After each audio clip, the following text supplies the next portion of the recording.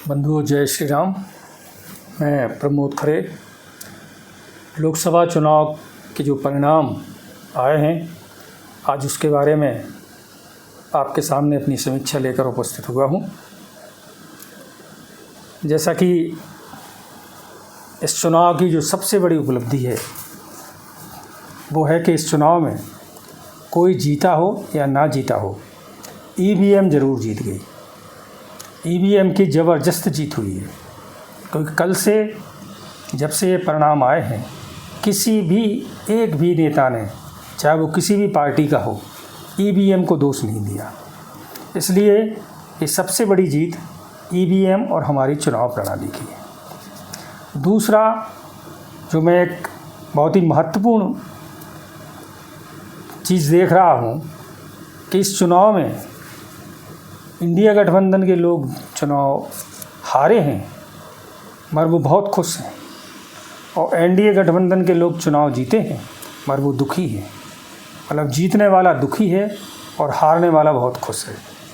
आप कल कांग्रेस पार्टी की आपने प्रेस कॉन्फ्रेंस सुनी होगी, उसमें कांग्रेस पार्टी के जो प्रमुख नेता हैं राहुल गांधी जी, वो कह रहे थे कि देश में संविधान पे बड़ा संकट था।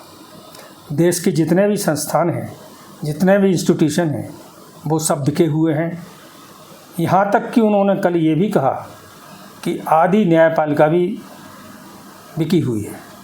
उन्होंने अपने वाक्य में ये कहा कि आदि जुडिशरी भी पक्षपातपूर्ण रवैया अपना रहे हैं। मतलब यदि आपके पक्ष में परिणाम आए तो सारी संस्थाएं ठीक हैं, वो सही ढंग से काम कर रही हैं, संविधान के अनुसार काम कर रही हैं। यदि आपके पक्ष में चुनाव के रिजल्ट ना आए तो सब संस्थाएं भी की हो जाती। इस तरह का नैरेटिव उन्होंने सेट करने का प्रयास किया, जो कि ठीक नहीं है। अब मैं बात करूं दोनों गठबंधनों की। एनडीए का जो गठबंधन है, जो भारतीय जनता पार्टी के नेतृत्व में बना हुआ है, उस गठबंधन ने 292 सीटें जीती हैं। और जो दूसरा गठबंधन है, जो कांग्रेस पार्टी के नेतृत्व में बना हुआ है, उस गठबंधन ने 234 सीटें जीती। इस प्रकार से ये बिल्कुल स्पष्ट है कि भारत की जनता ने जो बहुमत दिया है वो एनडीए को दिया है। भले ही भाजपा स्पष्ट बहुमत के करीब नहीं पहुंच पाई हो, मगर एनडीए और इंडिया ब्लॉक, ये दोनों गठबंधन चुनाव के पहले बन गए थे और इन दोनों गठबंधनों ने मिलकर ही चुनाव लड़ा। इससे जो हमारे देश की जनता का स्पष्ट जनादेश है कि एनडीए की सरकार इस देश में बननी चाहिए। मगर आप संयोग देखिए, कल कांग्रेस पार्टी के अध्यक्ष मल्लिकार्जुन खड़गे उसी प्रेस कॉन्फ्रेंस में बोल रहे थे कि नैतिकता के आधार पर नरेंद्र मोदी को इस्तीफ़ा दे देना चाहिए। कौन सी नैतिकता? क्या एनडीए सरकार को बहुमत नहीं मिला? इस आधार पर इस्तीफ़ा मांग रहे हैं आप? उन्हीं के सुर में सुर मिलाते हुए पश्चिम बंगाल की मुख्यमंत्री ममता बनर्जी ने भी यही कहा कि अमित शाह को इस्तीफ़ा दे देना चाहिए, नरेंद्र मोदी को इस्तीफ़ा दे देना चाहिए।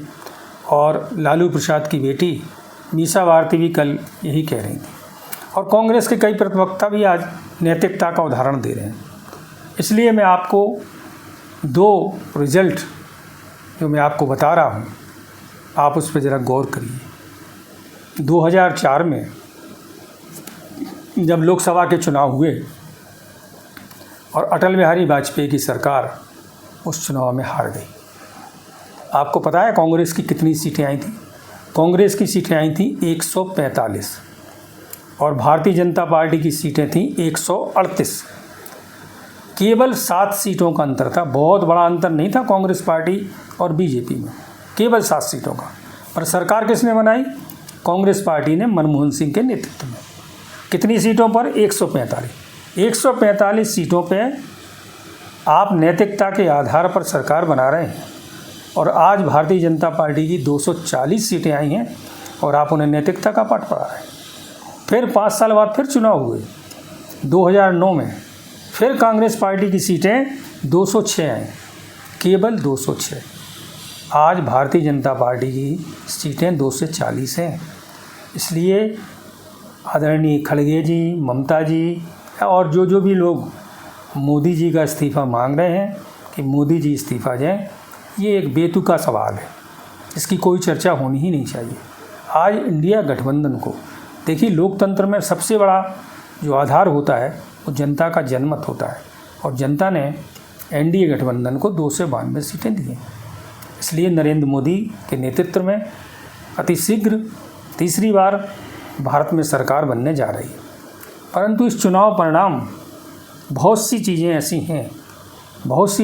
हैं। मैंने इसके पहले अपना एक वीडियो बनाया था, इसमें कांग्रेस 295 प्लस कैसे आएंगे, इसके बारे में मैंने उस वीडियो में भी आपसे चर्चा की थी कि कांग्रेस पार्टी को अपने दम पर कम से कम 140 के ऊपर सीटें लानी होंगी। यदि आज कांग्रेस पार्टी की 140 के ऊपर सीटें आती तो निश्चित रूप से इंडिया गठबंधन की सरकार बन गई होती। मैंने उस वीडियो में आपसे ये भी बोला था कि इंडिया गठबंधन के जितने भी घटक दल हैं, उनकी जो सीटें मैंने बताई थी लगभग 90 के ऊपर, उन्होंने बहुत अच्छा प्रदर्शन किया है।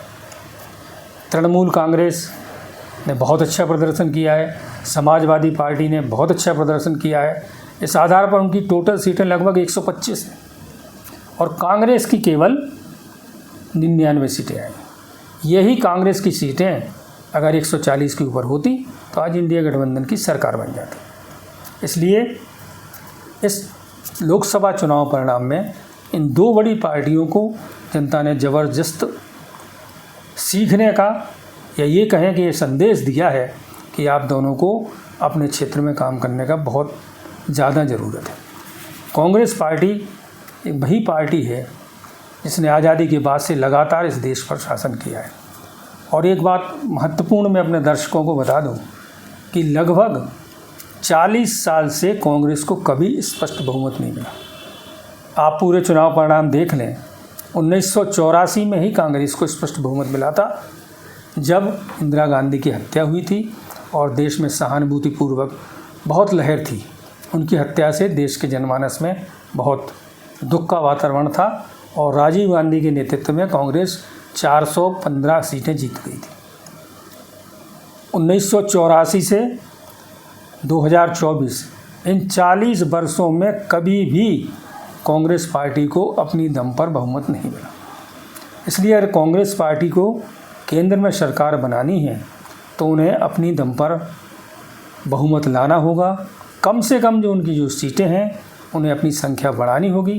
कई राज्य ऐसे हैं जहां कांग्रेस बिल्कुल साफ है, कुछ राज्य ऐसे भी हैं जहां भाजपा बिल्कुल साफ है, मगर भाजपा जिन राज्यों में नहीं है उनकी संख्या कम है, कांग्रेस जिन राज्यों में नहीं है उनकी संख्या बहुत ज़्यादा है। इसलिए कांग्रेस को अपने संगठनात्मक स्तर पर काफ़ी व्यापक परिवर्तन करने होंगे, तब कांग्रेस पार्टी इस देश में राज कर पाएगी। ये इस चुनाव में जनता ने ये जनमत कांग्रेस पार्टी को दिया है। भारतीय जनता पार्टी को भी बहुत कुछ सीखने का जनता ने निर्णय दिया है।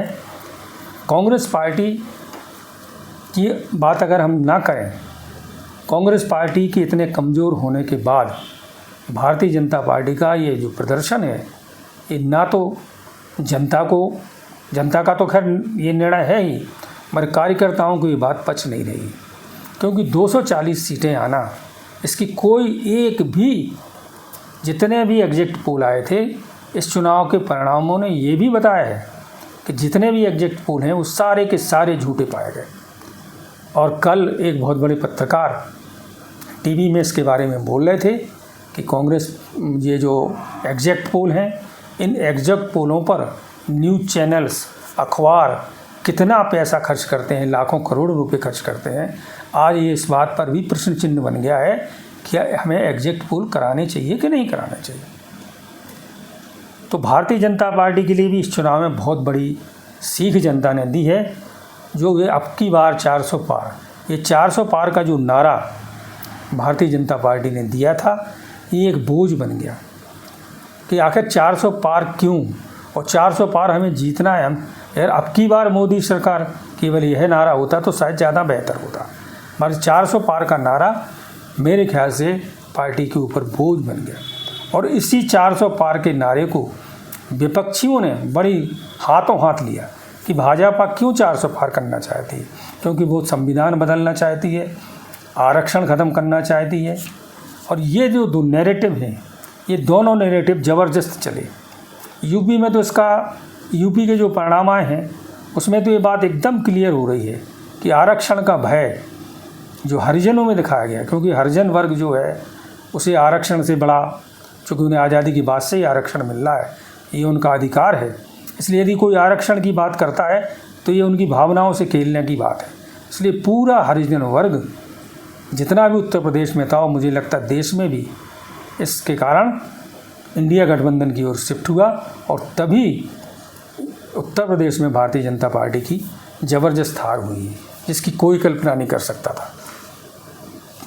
दूसरा, राम मंदिर बनने के बाद भारतीय जनता पार्टी के लोग या हम जैसे राष्ट्रवादी लोग ये मान के चल रहे थे कि इस बार राम मंदिर के कारण ज़बरदस्त सफलता मिलेगी, मगर अयोध्या में ही भारतीय जनता पार्टी का प्रत्याशी हार जाना, ये विपक्षी दल तो उसका बहुत मज़ा ले रहे हैं कि जब अयोध्या नहीं जीत पाए तो बाकी जगह कहाँ राम चले। इस बात पे भी भारतीय जनता पार्टी को चिंतन करना चाहिए कि किसी एक मुद्दे पर, क्योंकि मैं 1992 का एक उदाहरण आपके सामने रखता हूँ। 1992 में अयोध्या में जब बाबरी मस्जिद का ढांचा गिराया गया कारसेवकों के द्वारा, तो उसके कारण कांग्रेस पार्टी ने उत्तर प्रदेश की भारतीय जनता पार्टी को ही बर्खास्त नहीं किया, साथ में 3 राज्यों की और सरकारें बर्खास्त कर दी। वो मध्य प्रदेश था, राजस्थान था, हिमाचल था, या शायद गुजरात में से कोई एक, मुझे एकदम ध्यान नहीं आ रहा, परंतु 4 भाजपा की सरकारें बर्खास्त कर दी गई थी। आखिर क्यों? अगर अयोध्या में बाबरी मस्जिद गिरी थी, उत्तर प्रदेश की सरकार बर्खास्त करना तो एक बार समझ में आता है, और 3 राज्यों की सरकारें बर्खास्त कर दी गई थी, जिसका कोई भी न्याय संगत मतलब नहीं था। फिर भी कांग्रेस पार्टी, चूँकि हमेशा ही तानाशाहपूर्ण रवैया जब भी वो सत्ता में आती है अपनाती है, उन्होंने भाजपा की 4 सरकारें भंग कर दी। इसके बाद जब चुनाव हुआ तो जनता को आक्रोश व्यक्त करना चाहिए था इस बात के लिए कि बाबरी मस्जिद जो गिरी है उसके पीछे ये सरकारें क्यों भंग कर दी गई, और उन 4 स्टेटों में भारतीय जनता पार्टी बुरी तरह हारी। तो भाजपा को ये विचार करना चाहिए कि आखिर इस देश का जो हिंदू मतदाता है वो केवल कभी कभी तो आपको वोट दे देता है, पर हर बार ये आपको वोट देगा ये ज़रूरी नहीं है, क्योंकि हमारे जो हिंदू भाई बहन हैं वो जाति पे पहले जाते हैं। ये हिंदू भाई बहनों की आदत है, ये उनके स्वभाव में है। जातियां हमारे खून में हैं, और जातियों में बंटने के कारण ये आज का जो परिणाम हुआ है कि आज भाजपा को 240 सीटें आई। इस बात पे भी भाजपा को विचार करना चाहिए। फिर भी बहुत सी ऐसी, उत्तर प्रदेश का चुनाव हम क्यों हारे, भारतीय जनता पार्टी की कहाँ कहाँ कमियाँ रह गई, इन सब बातों पर हम बाद में अलग से एक वीडियो बनाएंगे। क्योंकि ये वीडियो ज़्यादा लंबा ना हो, इसलिए मैं इस वीडियो को अंत में सिर्फ यही कहूँगा कि कुछ भी हो, इस लोकसभा चुनाव परिणाम से भारत का लोकतंत्र तो जीत गया। जो भी निष्कर्ष आए हैं, ईवीएम जीत गई, भारत का लोकतंत्र जीत गया, भारत का चुनाव आयोग जीत गया, और भारत की जो छवि विदेशों में ख़राब करने का प्रयास ये जो विरोधी दल वाले कर रहे थे, उनके बयान आपने सुने होंगे कि खून बह जाएगा, ये हो जाएगा, वो हो जाएगा। और देश का एक बहुत बड़ा वर्ग, जिसके बारे में सुप्रीम कोर्ट ने भी टिप्पणी की थी कि इस देश में एक ऐसा वर्ग है जो भारत की उपलब्धियों को कम आंकने का प्रयास करता है या कमतर दिखाने का प्रयास करता है, वो वर्ग भी मैदान में उतरने वाला था। अच्छा हुआ कि रिजल्ट ऐसे आए जिससे उन्हें ये मौका नहीं मिला। और सबसे बड़ा जो इस चुनाव के परिणाम का उल्लेख है वो है कश्मीर में जो 370 के समर्थक जो दल थे, उनके दोनों परिवारों के सदस्य चुनाव हार गए। जनता ने ही बढ़ चढ़ के मतदान में भाग लिया, उमर अब्दुल्ला को हराया, महबूबा मुफ्ती को हराया। ये इस बात का उदाहरण है कि कश्मीर में 370 की धारा हटाकर भारतीय जनता पार्टी ने बहुत अच्छा काम किया। बहुत सारे ऐसे परिणाम इन चुनावों से आए हैं, इससे देश एक नई ऊंचाइयों को फिर से आगे बढ़ेगा। इस वीडियो में इतना ही। आपको ये मेरा वीडियो कैसा लगा, आप अपनी प्रतिक्रिया ज़रूर दें और मेरे चैनल को सब्सक्राइब कर मुझे प्रोत्साहित करें। बहुत बहुत धन्यवाद। जय हिंद, जय श्री राम।